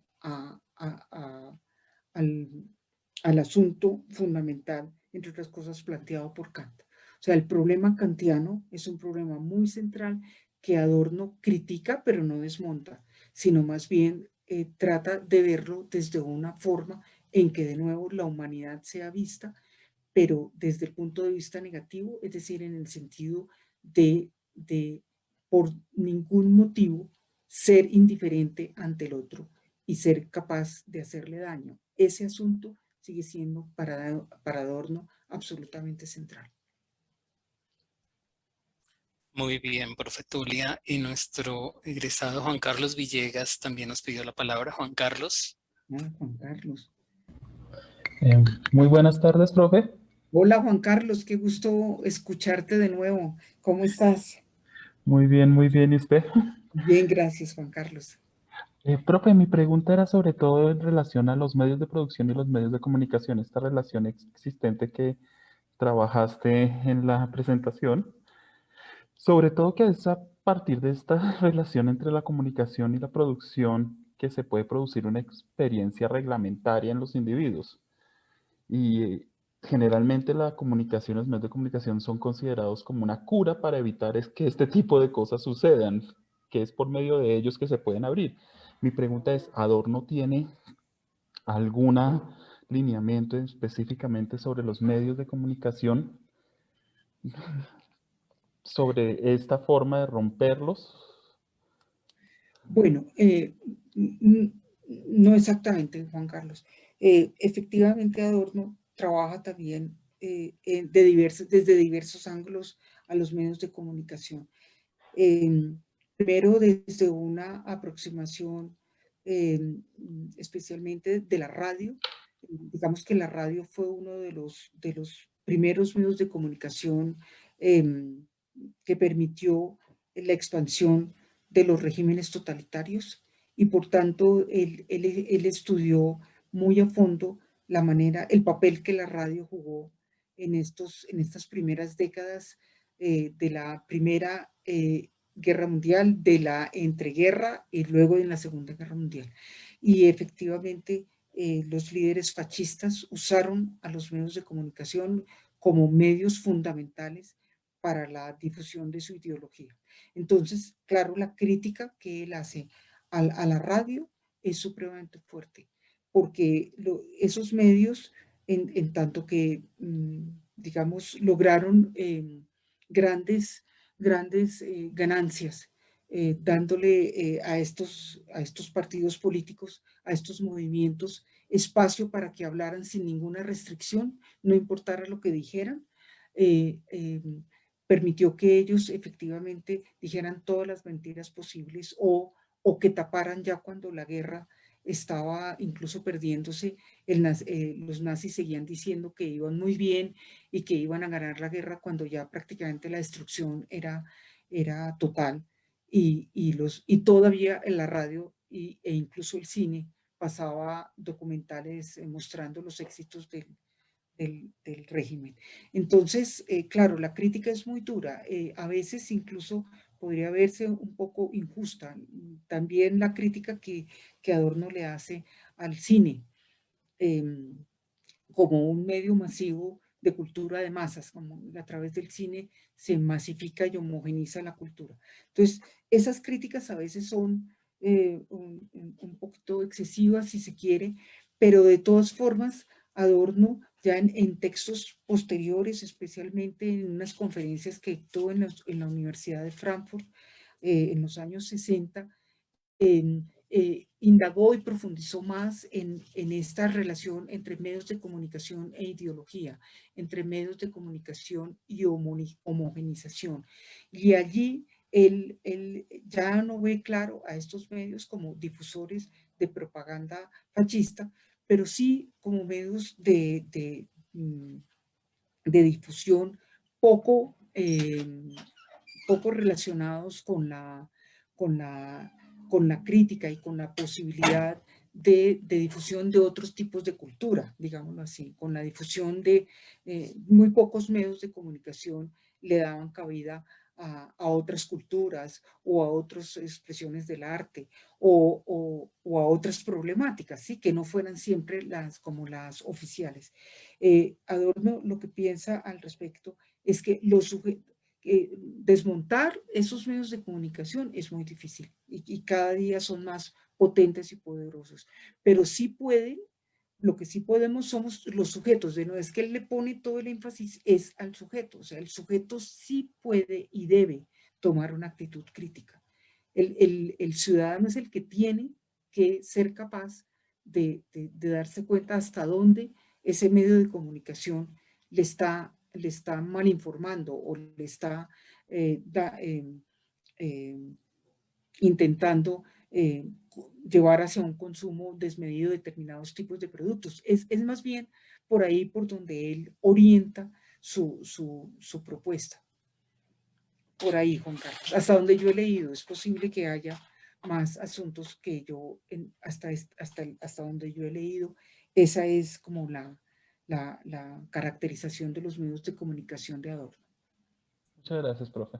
Con gusto, Juan Carlos. Sí, tal vez ahí la referencia también a la industria cultural, ¿no? Que Sí, puede ser también interesante. Bien, sí. Mario Benavides también nos pidió la palabra. Mario. Gracias, Mario. Buenas tardes, profesora Tulia. Hola, Mario. Muchas gracias por participar. ¿Cómo estás? No me lo iba a perder, profe, eso sí. Gracias, Mario. Profe, pues de lo que habíamos incluso trabajado en nuestra clase de hace un año, y que pues es la situación en que estamos ahora todos de alguna manera inmersos, que es la de la pandemia. El origen de la pandemia viene inscrito en un proceso de transmisión de una zoonosis en China por destrucción de la naturaleza, ruptura de esas interfaces. Aparte de eso, tenemos un caso de ruptura de todo el sistema de salud pública a nivel mundial que se vio sobrepasado. Tenemos una epidemia de desinformación terrible que pues lo que es el bullshit, lo que es las fake news, y aparte de eso, la emergencia de nuevos totalitarismos, el totalitarismo como una opción política. Mi pregunta es, en estos momentos, ¿no es la Escuela de Frankfurt, la teoría crítica, una opción para volver a preguntarnos en qué situación estamos? Digamos, y más para hacerle la pregunta a la profe sería, desde la Escuela de Frankfurt y desde la teoría crítica, ¿qué puede decirnos de esta situación, de este problema de la pandemia y todo lo que pues, he comentado en torno a ella, profe? Mario, muchas gracias. Muchas gracias por tu pregunta. Antes de llegar a la pandemia, yo sí considero que de todas maneras la teoría crítica tiene muchísimo que decir. Tiene muchísimo que decir y yo siempre tengo la esperanza de que las generaciones nuevas de pensadores y de científicos sociales, porque además tiene, esta escuela tiene la virtud de ser interdisciplinaria, de haber trabajado siempre desde sus inicios de manera interdisciplinaria, lo cual le hace que no solamente esté trabajando la filosofía, sino la sociología, algo la antropología, creo yo, o seguramente mucho, no lo sé, pero la antropología también, la psicología también, es decir, la ciencia política, la filosofía política también. Es decir, yo creo que ese carácter interdisciplinario hace que tengamos esperanza en que muchos pensadores e investigadores estén atentos a poder retomar de aquí una riqueza bastante grande, no solamente en estos pilares, digamos, de la teoría crítica, sino también incluso en algunas personas que no siendo tan famosas, tan notorias, también han trabajado. Actualmente, como le mencionaba a alguien que lo había también dicho hace poco, alguna de las personas que preguntó, efectivamente tenemos ya grupos de trabajo muy interesantes, Mario, trabajando en distintos países de habla hispana, también en Norteamérica, en Francia, en Alemania, no mucho, pero también, y quizás en otras partes que yo no sé, y en España. España tiene un grupo bastante grande de personas. Entonces, esa es una esperanza, Mario, porque yo sí creo que la teoría crítica tiene mucho para decir y ofrece muchas posibilidades porque de todas maneras intentó trabajar desde la crítica distintos niveles de los problemas, de distintos niveles, o sea, no siempre de una forma, digamos, unitaria para ir siempre por un mismo camino, sino por el contrario, tener distintos caminos para llegar a los problemas y poder trabajar además colaborativamente. Los trabajos que ellos realizaron de forma empírica en los años en que estuvieron en Alemania y después en los Estados Unidos, todavía dan hoy para discutir. Es decir, los trabajos sobre autoridad de familia de Horkheimer, por ejemplo, que fue una investigación empírica grandísima que se inició en Alemania y después en Estados Unidos, todavía hoy se estudia y todavía desde ahí se pretende, digamos, examinar esos mismos problemas que ellos encontraron y actualizarlos hacia las problemáticas de hoy. Eso por una parte.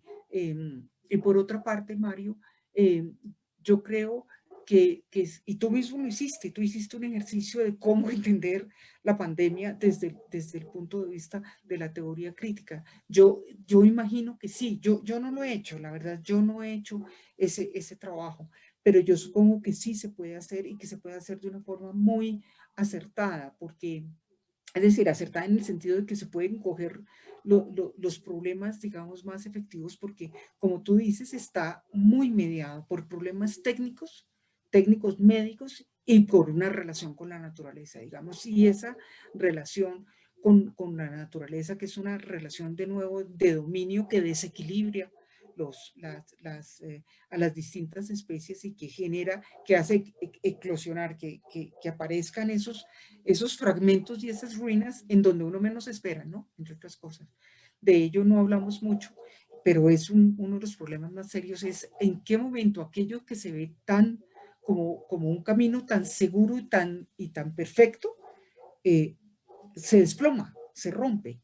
Y la pandemia es una forma, digamos, sería una muestra de esa ruptura, de ese momento en que el progreso tan maravilloso termina cayendo y termina generando una situación que además no sabemos cómo manejar.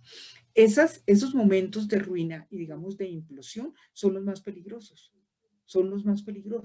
Efectivamente, eso lo estudió muy bien Benjamin en las tesis sobre la historia, cuando él muestra que cuando precisamente el progreso iba más perfecto, más hacia el camino más seguro, fue cuando cayó y cuando la ruina y la catástrofe comenzó, la única salida fue el totalitarismo. Eso es lo peor. O sea, el régimen fascista es el que los fascismos intentan resolver los problemas que ellos mismos han creado, digámoslo así.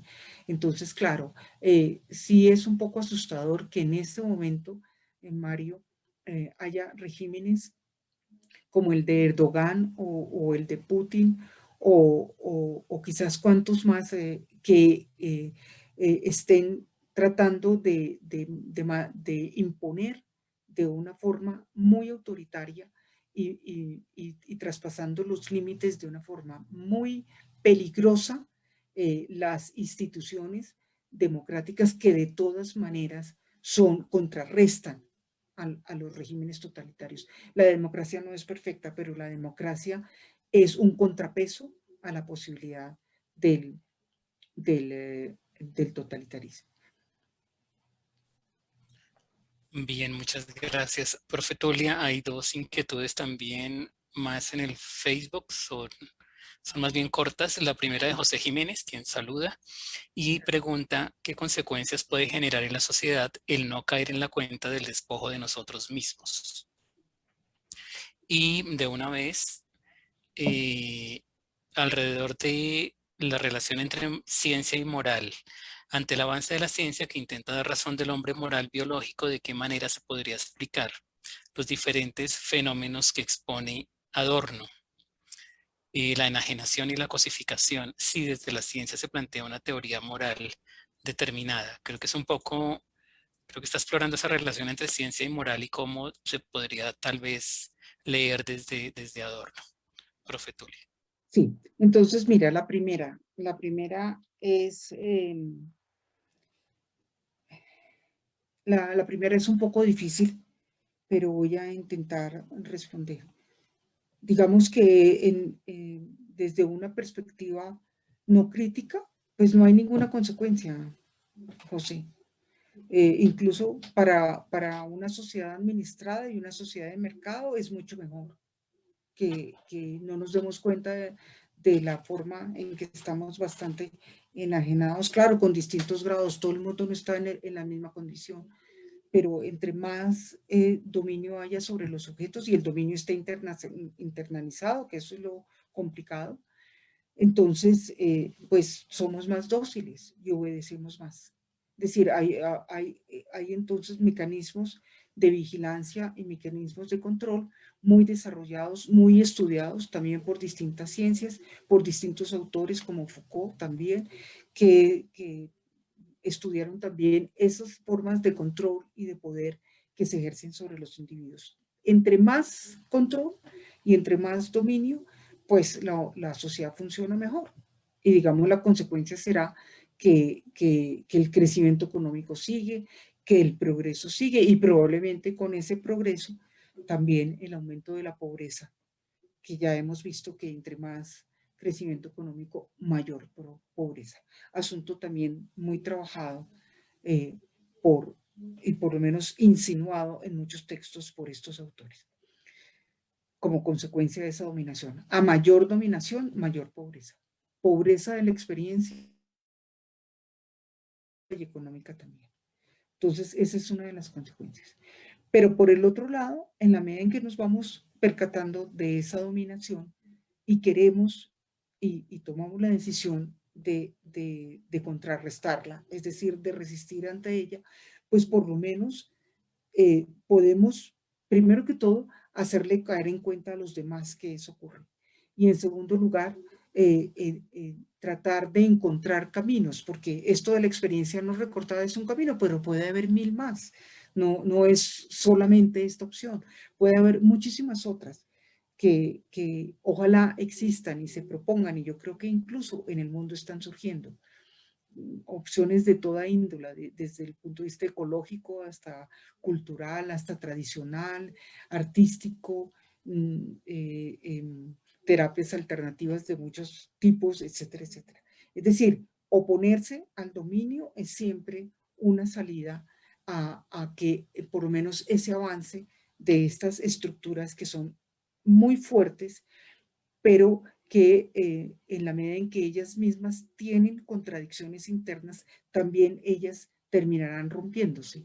Y ese es un problema al cual nosotros tenemos que estar muy pendientes, porque como lo señalaba Mario, la pandemia es una muestra de ese, sería una muestra de ese momento crítico del manejo, de nuestro manejo con la naturaleza, donde ella termina rompiéndose. ¿Cuántas veces más se va a romper? O es más, ya se está rompiendo con el calentamiento, el cambio climático, con ese tipo de problemas, son problemas para los cuales la reflexión individual y colectiva puede servir muchísimo para encontrar entre todos qué hacemos. O sea, una cosa es que yo tengo experiencias no recortadas, personales, que serán muy buenas para mí, pero otra cosa es que entre todos pensemos experiencias y teorías y propuestas para ver cómo contrarrestamos eso. Entonces, esa será, digamos, las consecuencias de sí darnos cuenta y emprender, por tanto, caminos distintos, ¿no?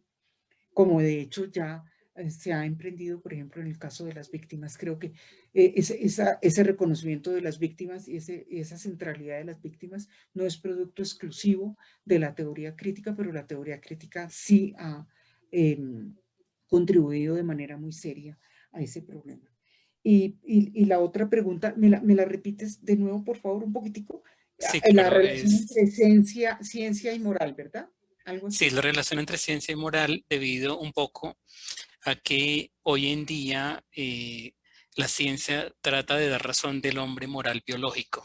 Es una pregunta que hace FC Che en el Facebook y trata de ver eso, ¿no? ¿Cómo desde ahora no se podría entender entonces la enajenación, la cosificación, los aportes que desde allí se dan en términos de esa relación entre ciencia y moral? Sí, bueno, mira, esas propuestas explicativas de la moral desde la ciencia yo no las conozco muy bien, no las he estudiado muy a fondo. Entonces me preocupa un poquito de pronto decir algo que no sea muy adecuado, pero trato de responder más bien cómo Adorno entiende el asunto moral de todas maneras y en relación con la ciencia. Es decir, en primer lugar, el asunto no es contraponer, por ejemplo, la dialéctica negativa o la crítica a la razón instrumental o esta moral negativa a la ciencia o a la técnica. No es una contraposición totalmente dura, porque como él lo dice, se lo decía a los ingenieros en esa conferencia del año 53, que es una conferencia muy interesante.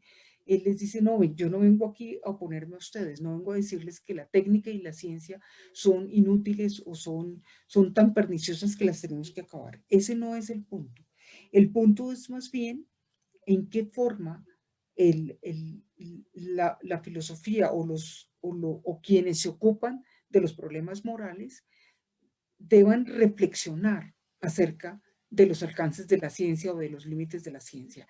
Y para esa reflexión, la reflexión sí debe ser desde el punto de vista dialéctico, digamos, dialéctico negativo, digamos que esa sí sería la propuesta, en el sentido, sobre todo, de examinar muy a fondo hasta dónde los problemas morales propios de la ciencia no estén primero que todo mediados y encontrar sus contradicciones en la mediación. Es decir, por ejemplo, ahorita con los problemas de las farmacéuticas, cómo estas farmacéuticas no están elaborando sus productos de manera totalmente ajena al mercado. No, eso está totalmente metido en el mercado y con un conjunto de intereses, no solamente económicos, sino incluso geopolíticos. Entonces, eso sería lo que habría que examinar a fondo, desde el punto de vista, digamos, de las contradicciones y de las exclusiones que eso va a traer consigo. Digamos, ¿qué sería lo negativo allí? La exclusión y la dominación que eso va a traer consigo. La dominación trae por lo general discriminación y exclusión. Entonces, eso excluido y negado es lo que de alguna forma tiene que salir a relucir. Igual con otros asuntos que tengan que ver pues con el desarrollo científico en general, sobre todo aquello que termina tocando los límites o afectándonos a nosotros mismos. Y es que en el campo, sobre todo tecnológico, pues la afectación suele estar muy cercana a los asuntos humanos. Entonces, permanentemente habría que hacer ese examen. Me da pena contigo no poderte profundizar en el asunto ya puntual que preguntas, pero en verdad no conozco bien ese asunto, entonces me da Sí. temor contestar algo equivocado. Bueno, una ¿Cuál es perspectiva abierta ahí para hablar entre Escuela de Frankfurt y Filosofía de la Biología. Sí. Bien, y nuestro estudiante Steven Pava tiene una pregunta. Steven, ¿puedes abrir tu micrófono y tu cámara si lo deseas? Listo. Bueno, muy buenas tardes, profe Tulia, y para todos. Hola Steven, ¿cómo estás? Gracias. Bien, profe, gracias a Dios. Bueno, pues primero quisiera agradecerle por esta exposición tan buena, pues, del pensamiento de Adorno que nos ha hecho. Y quisiera hacerle dos preguntas. La segunda, yo creo que ya quizás sumerse al transcurso de las otras preguntas que algunos compañeros le han hecho, ya quizá la ha contestado, entonces, pero me atrevo también a comentar. Bueno, entonces la primera es esta, profe. ¿Qué importancia tiene la memoria crítica entendida como praxis en la reconstrucción histórica de recuerdos traumáticos aislados en los cuales el dolor se hace elocuente? Y la segunda, ¿de qué manera la propuesta de Adorno nos puede ayudar a abolir la destrucción de la subjetividad?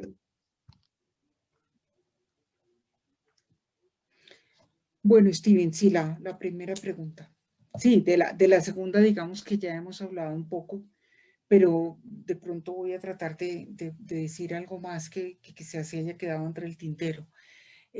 Con respecto a la primera, este es un asunto que aquí, digamos, lo he tratado en términos de digamos, el recuerdo, la memoria, es un elemento, es un camino, si se quiere,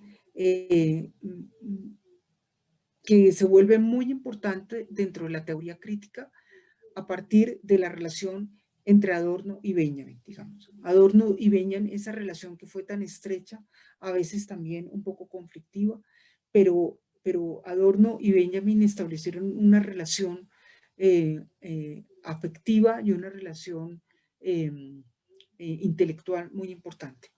Y Benjamin fue la persona que fue el pensador que encontró en la memoria y en la experiencia de la memoria, una forma de entender la historia de manera distinta. Digamos, ese fue su descubrimiento, si se quiere, o el énfasis que él le puso en su comprensión de la historia europea y de la historia del siglo XIX, que entre otras cosas era lo que él quería encontrar mejor.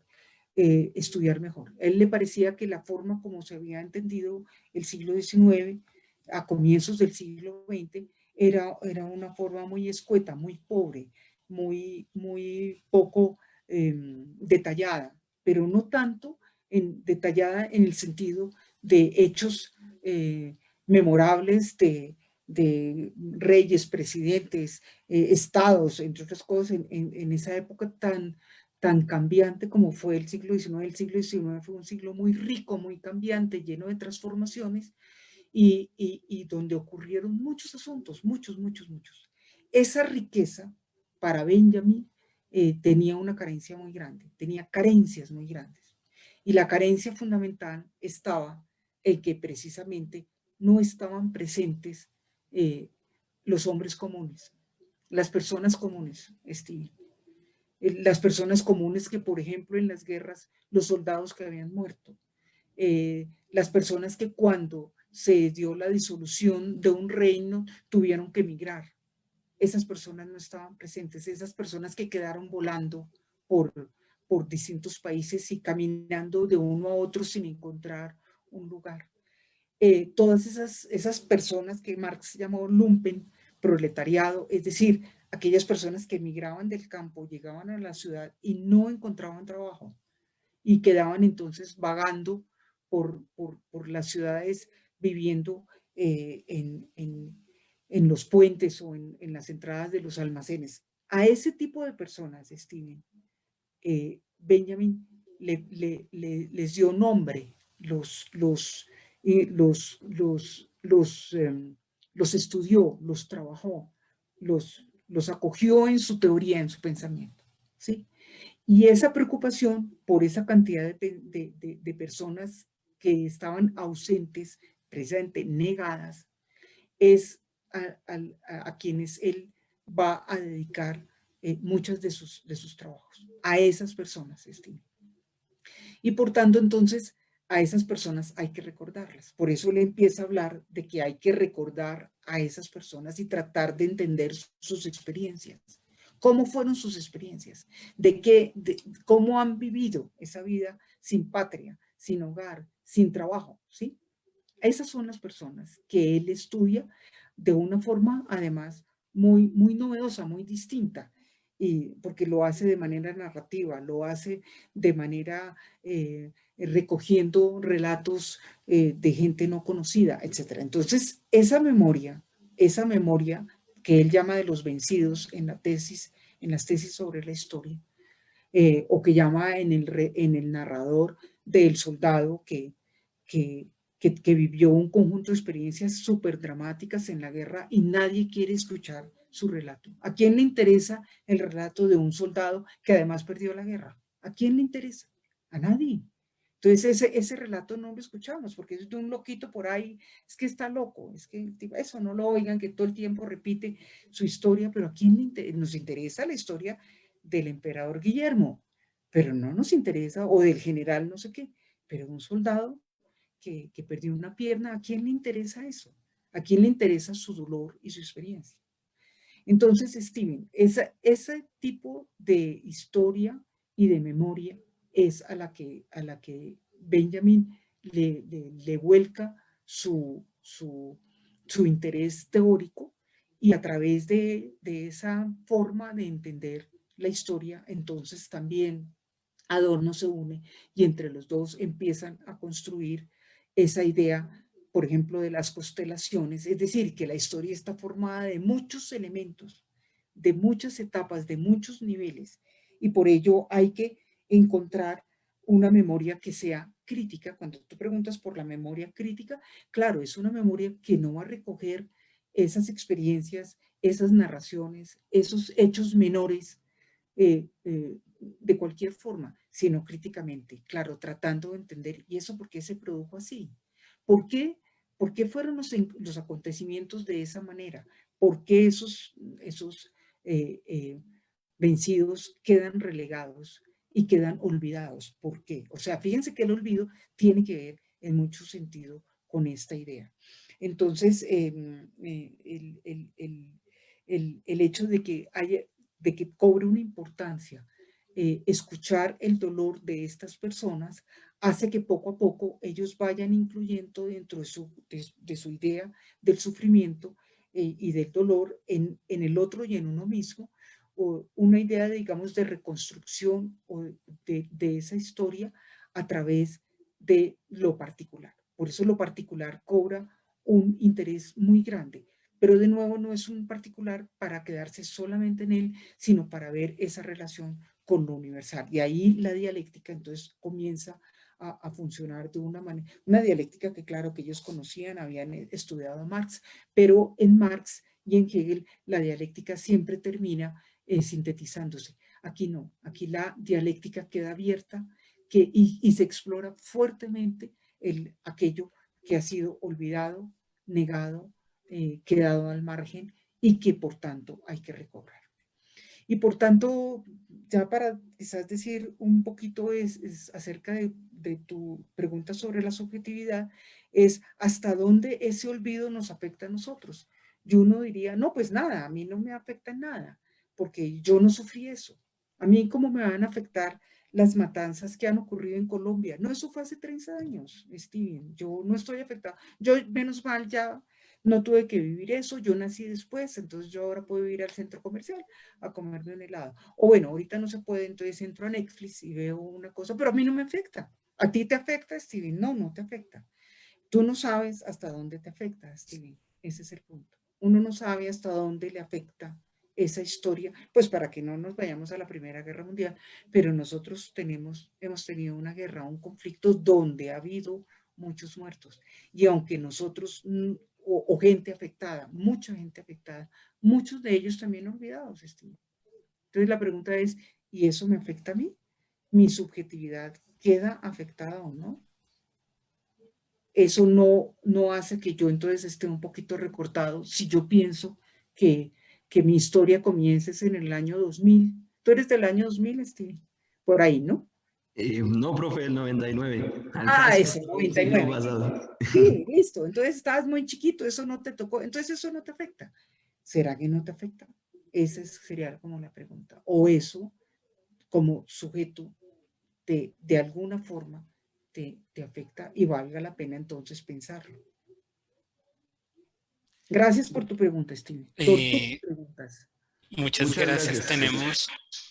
Tenemos muy poco tiempo. Yo no sé si Sebastián hace la última pregunta de manera muy concreta y corta, ya como para cerrar. Entonces, Sebastián, muy cortito, por favor.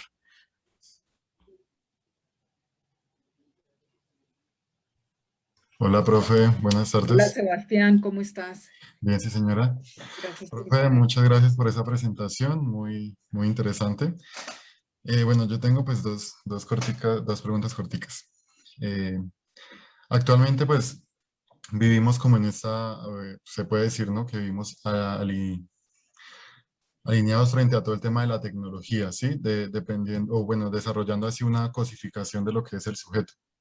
La primera pregunta sería, ¿hasta qué punto se puede colocar límites a la tecnología que, pues bueno, si bien es necesaria, esta corre el riesgo de acabar con esa subjetividad por medio de la cosificación?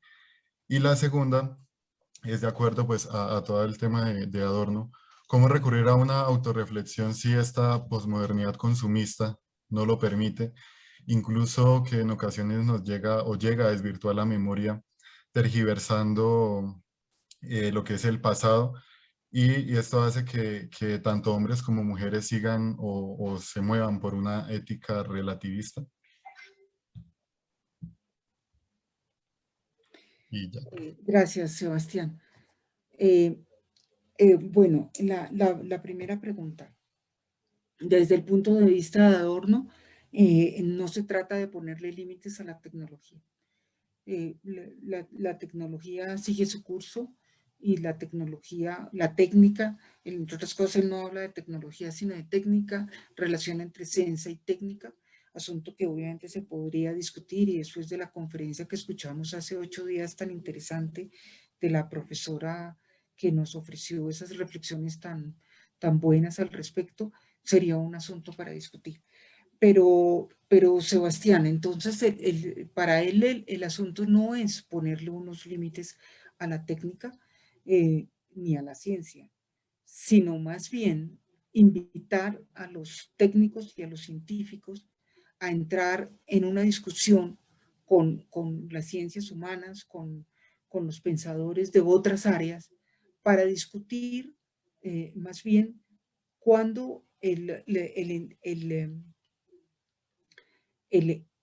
entrecruce, el entrecruzamiento entre ciencia, técnica y sujetos, digamos, se excede, y la mediación, además, cuando él habla de mediación, se está refiriendo a que la ciencia y la técnica se producen en una sociedad. No son objetos aislados, no son asuntos aislados, no están metidos allá en sus laboratorios por fuera de una sociedad, sino están mediados por esas relaciones de la sociedad. Entonces, los científicos y los técnicos tienen también ellos que reflexionar en ese contexto donde ellos producen sus conocimientos y su ciencia y su tecnología, con qué intereses se está produciendo, hacia dónde va esa ciencia y esa tecnología y qué efectos van a tener sobre la sociedad.